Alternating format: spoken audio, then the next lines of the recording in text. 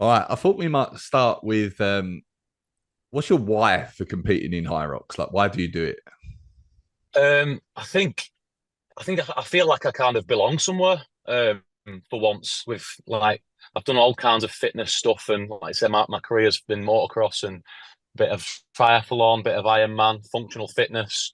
But just since getting involved in IROX, I just feel like I belong there, and I've done well, and it's just kind of makes me want to keep going and keep pushing it. So I'd say that's probably what my why is with HYROX. Well, you feel like it just like really suits you, do you? And like, Yeah, definitely. 1,000,000%, yeah. Like I okay, say, I've not been in it. I've been doing it now for probably a couple of years, which is not it's not that long really, but I've just done well since I've started it. I've just done really well and progressed each time, and yeah, just and enjoying it as well every time. So it's just keeping me wanting to keep pushing and keep going with it. all right, nice. How did you uh, how did you get into it in the first place? Like, I've listened to you on a separate podcast, and it sounded and looking at your results, it sounded like you were pretty good from the start. Were you? Yeah, yeah. So I trained at a local gym, a hybrid performance center, and good friends with Billy Blower and Cammy. Mm-hmm. So I was friends with them, and they were just starting doing high rocks at the time. So I was training at that gym. I was doing a little bit of Ironman at the time, and they were like, "Right, you need to come to London with us." I can't remember what year it was now. It was London XL. I'm going to say it was 2 years ago. They were like, "Right, come to London with us. It'd suit you really well because like you enjoy running, like you do well in the classes and stuff." So I was like, "Yeah, go on." So I had to go. Went to London. Ended up winning first ever time. There wasn't that many there, and I think my time was 103, which is crazy because like if you're outside of an hour now, you're not even in top 20. I don't think at some events. Yeah. Yes, that was it. I just, but to be fair, the first comp I did, um, I won it, got the flag, and I just wasn't bothered about it for months after. I kind of been there, done that, got the t-shirt or the flag, whatever. Oh, actually, you got a hoodie back then. Actually, I got a winner's hoodie, Okay. and then just put it to bed. I wasn't bothered, and then it kind of grew in popularity. Carried on going the same gym, more people talking about it, more people I knew were doing it. And I was like, right, well, I've been there, I've won that. I must be pretty good at it. I'll give it a good shot, and got back into it after that, and then just stayed with it ever since. So even when you were like saying like not bothered about it, after that were you still training hybrid style, or was it like Yeah, Ironman training, just pure endurance, or what was it? yeah. So it was a bit of both really. I was still doing. Always been hooked on Ironman since I started doing it.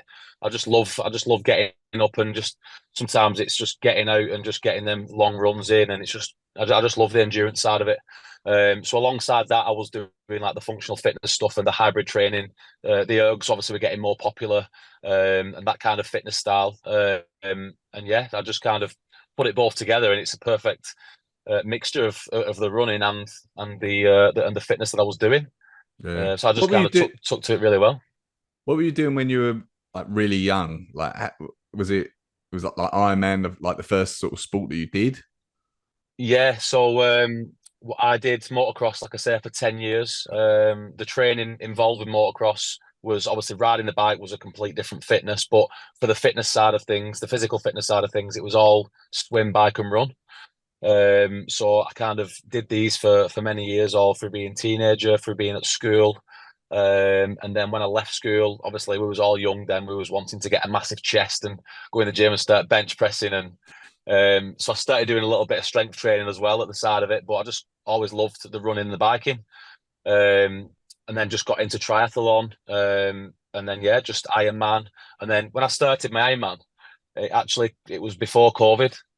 So the year I was going to give it a big push and attack it, everything got cancelled, and there was no events on. So I think I just did my own thing a little bit. Again, carried on running, carried on biking, and then just got into more of the functional side of stuff outside of COVID. Okay. You're a pretty muscular guy. Have you ever had this like battle in your mind, like you don't want to add too much muscle, too much weight if you want to do things like Ironman and endurance, and like even like there's that discussion going on in HYROX to a certain extent, like with it being quite a running event. How have you thought about that over the years? I just think that I mean, even from training from Ironman, I did six before my first ever full Ironman distance. I did 6 months of just solid Ironman training, just hours and hours outside of work. And even then, I didn't really drop that much weight. I'm just naturally pretty big, so I just kind of probably a bit. I'm just probably conditioned at the size I am to compete at the ability I can. I mean, it's always nice to lose as much weight as possible. I can definitely tell at the minute I'm weighing at around 90, 91 kilos at the minute. When I'm dieting down and I get to my lowest, I'm around about 87, and I can tell the difference. But again, 87, it's still a pretty big weight. Mm. You've got some guys that run as they're like barely pushing 80 kilos, aren't they? Yeah, So yeah. yeah, I think just probably just a little bit conditioned at the size I am. But you think around 87 is around the right level for you in a high That's rocks, do you? that's my fighting weight, that 87, yeah. Okay, Yeah. okay. If I And how can if I tall can are put you? all the I'm 5'11. Okay, okay. Yeah. Um, so you won the world championships, the doubles, men's Yeah. doubles world championships Yeah. in Nice. Yeah. Like, congrats! That was Thank brilliant you. because it was a very strong field. Yeah. Um, how was the whole experience? And like, did you think you could do that? Yes, so I mean, going into it, I know that me and Jake are very strong as a doubles, and I don't think we was even backed as one of the favourites. I've watched a couple of podcasts beforehand of people coming on and there was like betting on the winners and who would be top two, top three. I don't think we even got in top three. Of some people before we got there, but I said to Jake, I said, um, people are obviously just as worried about us as we might be about other people. So let's roll with that. We know we're good. We know we're strong together, and yeah, just run our own race, and that's what we did. And we've even finished it strong. You know, we was toying around a little bit with them at the beginning to try and save energy, kind of judge people, get a gauge on who was actually front runners. You know what I mean? And yeah, we did really well to get the win at the end. Nice, nice. Have you got any like specific tactics you and Jake that maybe is unique that's not talked about too much? Like, I think we just kind of because in training we kind of know our levels, we know our capabilities, and we've done a couple now together. So Jake knows when to rein me in a little bit. Jake's very good at managing the situation and managing the race. I probably go off a little bit more. So yeah, I think Jake kind of reins us in a little bit, and he helps us to stay at that good level. If it was me on my own, I'd probably get a little bit ahead of myself and maybe go a bit too hard sometimes, and I've learned from my mistakes. That has cost me in other races. So yeah, just all about managing it, knowing your own capabilities, and obviously communication between each other. If you're both on that level together, you can kind of bounce off each other, and I think it just works really well. yeah. Do you think doubles you're better suited to doubles than singles, Um, or I think doubles to singles is kind of like a full Ironman to a 70.3. So with the doubles, it's a lot more high intense because the race is a little bit shorter. And with the singles, it's like a full Ironman, so you've got to kind of rein it in a little bit, and kind of save as much energy as possible. And it's a little bit longer of an event on your own, but I think they both suit me really well because I can kind of work at a good capacity for a long time with the fireman training that I've done over the years, and also with the 70s because they're more intense. I feel like my recovery is really good, which is massive in the doubles. So I think I'm suited to both. I enjoy doing both as well. I do love the mix of having both options available. yeah. What's your aims in HYROX now? Now, like, you've done that, you've won the world championships in the doubles. What are your aims for Yeah, this so I season? mean, the goal now for the next, I'm going to say at least the next 2 years, is that I want to get to Elite 15. Or worst case scenario, I'd love to qualify for the Worlds again and win it as a singles. But Elite 15 is the goal. I think there's a lot of people all going for the same thing now. The competition's getting tougher. The fifth to get into the 15, it's getting a lot harder. There's a lot more lads going for that goal now, so it's going to be a lot harder to get there. But that's my that's what I'm going for. Okay, nice. Have you got any opinions on like the new, slightly new qualifying process for that Elite 15? Do you think it's fair? Do you think it's tough for guys like you to get in? Do you know what? I'm still not 100% on how to get in. I have seen there's some qualifiers. Amsterdam, Hong Kong? Is it Dublin? I mean, I don't know how many are going to go to Hong Kong because I don't think I can get to Hong Kong to maybe get in that way. Well, So maybe, I mean, they're the major races. So you have to qualify for those yeah. majors to then All right, qualify for okay. the world. So like the All qualifying right, process really, like for guys like you at the moment, is that you yeah. need to get two pro times, and then it's the average of your Right, two okay. best pro times that then will qualify Right, you for a major. right, So like okay. So slightly if I different go in to, that. Go on. yeah, sorry. I Well, was it's going to say, slightly so I it's was trying to get slightly. a ticket from Amsterdam. Well, no. If Would that you work? you'd need to qualify for that Right, first with right, two okay. qualifying times, and then be in the top 15 Right, of those times, basically. right, okay. So I guess in theory, like it makes it slightly harder for guys like you because you then need to get two good times Really good times, to yeah. qualify, as opposed to like maybe getting like a one-off decent race. But it's probably Yeah, fairer overall like that. yeah. Um, yeah. So, but I mean, what do you feel like you need to do to get into that? Do you, like, is there any specific areas of the race that you think you need to work on to get to that level? Well, I've only done up to now. I've only done one pro event, singles. Sorry, I've done two. One was the World Championships last year in Manchester, and then one was Frankfurt in November last year. So I just need to maybe get involved in it more and just I have got Birmingham booked. I've got two booked for next year. I'm trying to book as many as I can because I think they sell out that quick. And if you're not in the mix, you're never going to get there, are you? No, yeah. So I think just maybe a little bit more experience in that pro category for me, and just get as many as I can done, and just try and raise the bar a little bit. Okay, all right, nice. Seems like you've got you've been doing a bit in terms of seminars with Jake, and Yeah, then there's also a few sponsorships that have occurred. Uh, yeah. let's start with the seminar. Like, what have they been about? Is it just about training for HYROX? Or really any sort of what the main tips that you try and like bring out to people that are watching those seminars? Yeah, so it was actually what the first one I did with Jake. Quite a daunting experience for me, just Mhm. speaking. I've taken on a class in Wigan on a Sunday morning. So the first time I had to turn around and talk in front of 30 people, I was a little bit sheepish. But when you're getting stuck into a workout 5 minutes after it, it just becomes a bit more natural. Where with the seminar with Jake, it was like 3 hours of just non-stop talking, and there's some people there with the notepads. They literally want every bit of information out of you as they can. So just basically talking about our own experiences, how we share the event, how we would tackle the singles, and yeah, just our own experience of the event. And people just kind of, me and Jake are pretty different as well with the way we've kind of come into it. I mean, Jake's obviously been a PT and been around that side of stuff for a lot longer than that. I'm just a tradesman what trains in the morning and trains at night. So our training's been very much different to get to where we are now.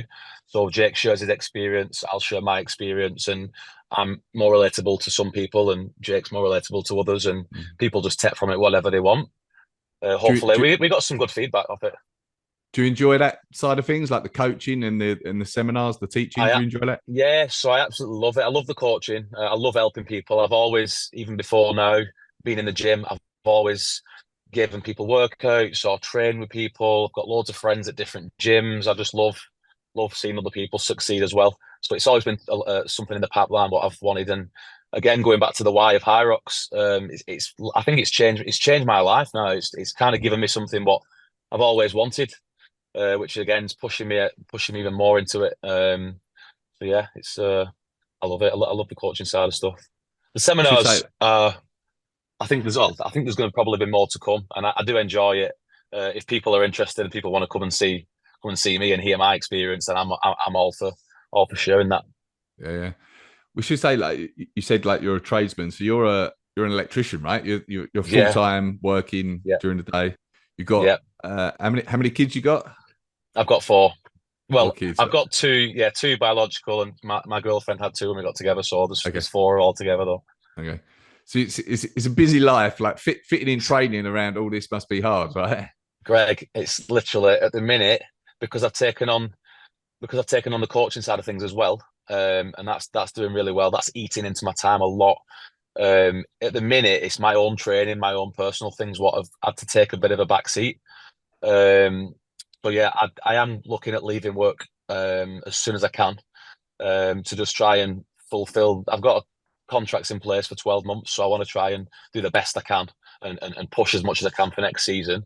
I just think that something now has got to give for me to fulfill that, and so I want to give up work as soon as I can.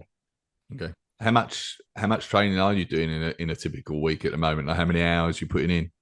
At the minute, I'm just getting in like an hour to an hour and a half per day, one rest day a week.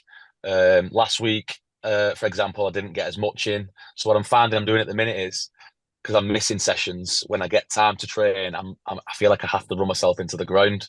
Then when I do that, I'm getting injuries, and then I'm not being able to train, and then my head's gone, and it's a bit Yeah, of a yeah. vicious circle at the minute. But I'm just yeah, just taking each week as it comes at the minute with my own training and just getting in as much as I can.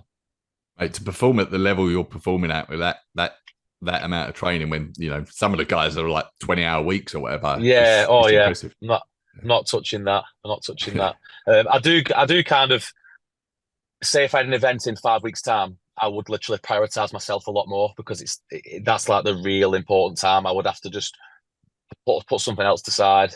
And like my girlfriend's like so understanding with it, so she knows what I need to do and how it affects me. So she gives me a lot of extra time as well. And I probably would do maybe more 2 hours a day, um, when it comes down to it. But just at Okay. the minute. Yeah. How about the like you've got some I saw there was like sponsorships or deals or whatever it is with 247 and March Yeah. honors. What's that? Yeah. What's involved in those, and like how did they come about? Yeah, so I've been wearing the 247 now for since bloody hell, since I probably started HYROX. I've always had 247 gear. George trained at the gym with me like 2 years ago before he went over to LA and got his own gym and everything. So I've been friendly with George. And then Jake as well, because I've been competing with Jake, obviously signed with 247. I've been doing a lot of comps with Jake. Yeah, and it's just all come together. So they offered me a contract to carry on wearing the stuff, which is like well, it's dream come true in it. Same with March on. They're both like massive brands, and it's still not sunk in, to be fair, mate. Sometimes when I'm thinking like 247 share a post about me, or Ollie shares a post on Merch on about me, and it's just not sunk in 100% yet. Yeah, nice, nice. Let's talk a little bit about like your training and what you are able to do. Yeah, If well, maybe we should talk about like more ideally or where you'd like to get to, but like in terms of running mileage, what would you yeah. do in a week? So at the minute, I've got a few little niggles, but I'm getting through. I want to get through at around 40 to 50k of running per week, plus like whatever you might do in an interval session. So, which doesn't really get accounted for, but actual miles, kind of Strava miles, would be 40 to 50k per week. Okay, okay. And do you know where you're at for 5K, 10K, half marathon sort of times? Yeah, so my 5k, this is before the Worlds when I was kind of on the ball flying. I got my 5k down to 15:21. I got my 10k down. I documented my 10k to be fair as well. Got that down to 33:32, I think it was.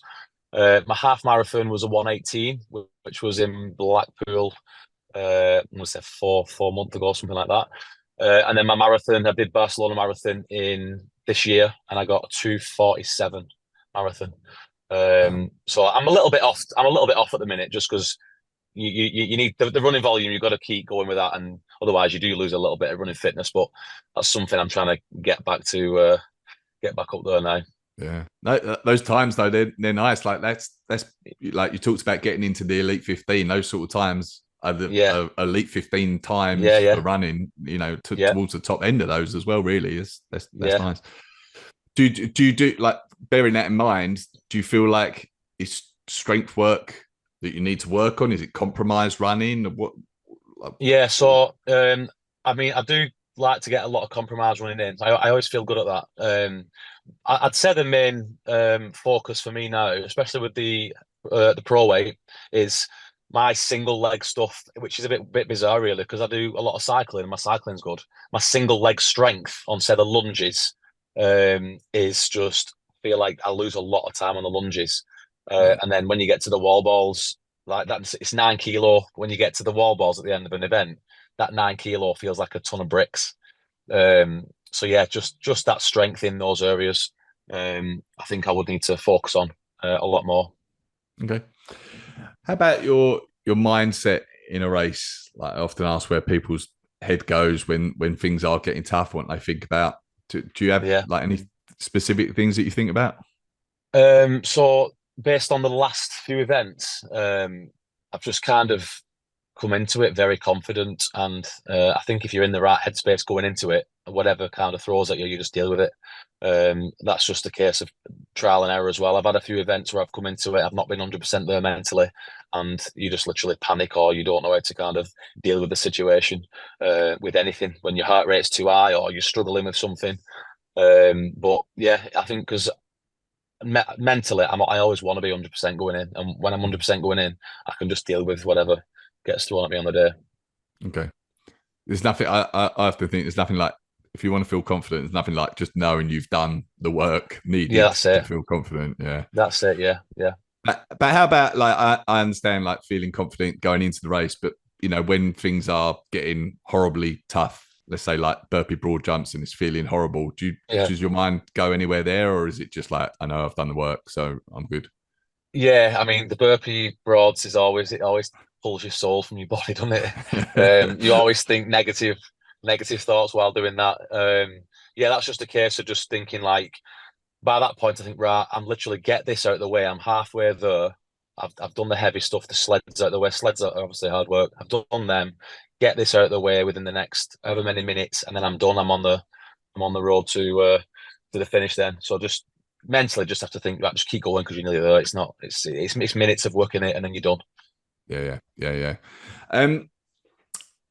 There's a couple of questions like I like to finish up on now. So the first one is like, what's been your best sporting experience through your life? It could be HYROX or it could be like something else. Does anything spring to mind?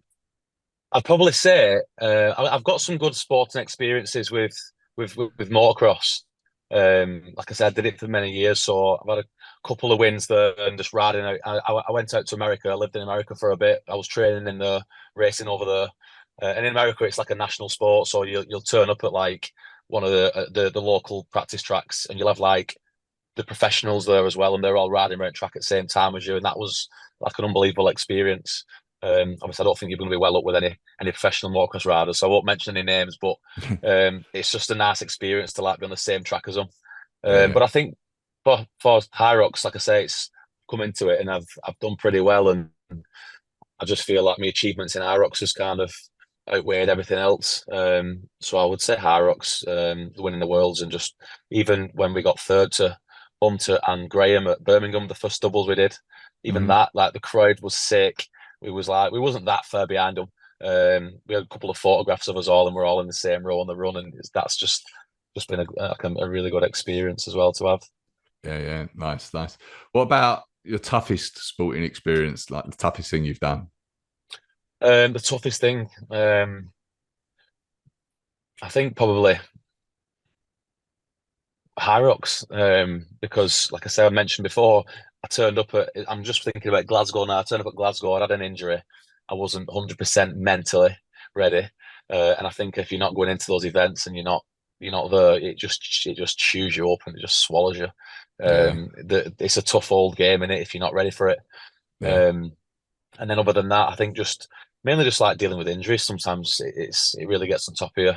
I had a lot of broken bones with motocross, which mentally, even now, I've got a little knee injury. If you don't feel good, it just seems to just I seem to plummet a little bit with not feeling good and having injuries. So yeah, I'd say that as well. yeah. I get that. Do you I know they're like very different, really, but do you find like HYROX much tougher than something like an Ironman? Um, yeah, it's. I mean, Ironman. People get put off by a full Ironman, like the total distance. But again, if you're training enough for it and you're conditioned enough for it. I think the marathon's obviously hard at the end, but it's all tough, especially when you're trying to compete at a top level. If you're not on the ball with it, anything feels tough, doesn't it? You've got to be ready for it. Yeah. Um, what's the best piece of advice someone's given you or you've discovered while training for HYROX? I think I'd say I can't recall ever taking on any advice for HYROX. I think I've just kind of learned myself, and yeah, I've had like ups and downs with it, and kind of I always think that no matter what anyone tells you, you kind of still learning every time you do a HYROX. I'm about 8 HYROXes in now, and I feel like I've only just now learned how to maybe perfect one, with regards to finishing strong and getting through it well. Again, I think it's just down to the athlete that to just make your own mind up on it and progress yourself by your own errors and in your own success. Mm-hmm. Yeah.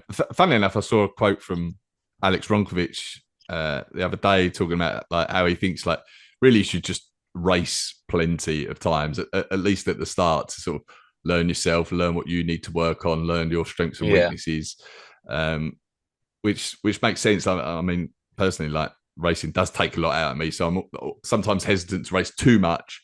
But you do learn something every race as well. Of course you do. So, yeah, like even like from doing one HYROX, you might come away and think, right, okay, my wall balls weren't the best. I'll focus on wall balls. But then you go into the next one, you think, right, shit, my rowing was crap. So my wall balls good, my rowing was crap. You're constantly perfecting everything. So I think that's where, like I said, the experience comes in then. You need to know, like, that's down to your training plan, and you need to know exactly everything and put it all together. And that's just down from experience, isn't it? Yeah. And then the last question, if you could plant one idea or piece of advice in the mind of like everyone listening right now, and it could be anything, doesn't have to be HYROX related, what would it be? I think just if you could plant any bit of advice into anybody, it'd just be literally just never give up with it. Like I've kind of got to where I am from putting the time in. I've had it's such a big roller coaster, the fitness game. Like you're up, you're down. I think the ones that can kind of push through the downs more are the ones that will come out on top by just not giving up and not letting it defeat you. So yeah, I'd just say don't give up with it. Keep working hard. Get through the bad days. And it will all. There's always a silver lining. All right, brilliant. What are your race plans? Have you got what? Did you say what your next race is? Yeah, so I've got the ones I've got booked in the calendar are I've got Birmingham booked for end of October. Right. I've got next year I've got Switzerland and Malaga. I really wanted to get onto Amsterdam, but I was under the impression that if I went to Amsterdam I could potentially qualify, which is not right. No, I tell you, the one, because people listening might not fully understand either, to be fair. But so there's like 4 majors that you need to qualify for, and then from those you can qualify for the Worlds. Right. Then there's one last chance qualifier, which is going to be in Barcelona. I want to say this in April. So that one is like the one that everyone can enter. No one needs to qualify for. And then the top 3 in that on the day will qualify for the Worlds. Right. That's the one like open race that you can, pro division race, but like anyone can enter. So that's the one. Like, yeah. Right. Yeah. So I need a ticket for that then as a backup. Yeah. You might want to get a flight to Barcelona. Yeah. I'll get that. Sorry. All right. Nice. I mean, I would love to get on to Dallas as well. I would love to go to Dallas and do that one. I think I've been following. I always follow Nick Burge. Didn't you follow him? Yeah. So literally, I was thinking, oh shit, well, I would love to get on this Dallas one and go to America. I'm trying to been asked to kind of kill 2 birds in one stone with HYROX as well, because I'm trying to go to countries that I've not been before, do a bit of exploring, and I mean, as well as competing. So there was a ticket available. Anyway, I watched his YouTube. He announced that he's going to Dallas. So I thought, right, I'm going to go. I want to meet Nick Burr. I want to race him. Sold out. Oh, no. Well, there's a ticket going for anyone. Yeah, tickets often come up before the event. Funnily enough, I saw because I knew Nick Bear was going, and then I saw Hunter posted the other day. He said something like "See you in Dallas," and I meant to ask him what division he's going to do on that day. But be interesting if he's going to do singles. If he's going to race against Nick Bear, be a good watch. Yeah. What's your prediction on Nick? Because he obviously he's a beast. He's done everything, and he's like the ultimate hybrid athlete, isn't he? I would say. Yeah, he is. It's so hard to say. Like I don't know. I honestly don't know. Like my gut feel says like he'll be good, but it will be like Yeah, whatever, like yeah, 103 in the pro division or whatever. But I also don't. I actually don't think he'd be doing it unless he thought he could be really, really good. And yeah, it definitely. seems like he's having a bit of a he's having a good run up of specific HYROX training in the lead up to the Yeah, event. Whereas like you see other people like whatever, like well-known CrossFitter or something, and like people talking about how good they could be, but and they often do good, but not like amazing. But I don't think they ever have that specific training block. Whereas it looks like Nick Hare yeah, is. So I find it interesting. I think he yeah, potentially could do very well. Yeah, yeah, yeah. Again, I think might come down to experience, like you say, might not. We'll yeah. see. I'm excited. I'm excited to watch. I would love to be there to be involved with it as well. Like, but yeah, he's definitely got a big. He's got like 16-week training camp or something. So keep up Yeah. to date with his progress and see how he's getting on. Yeah, yeah, nice.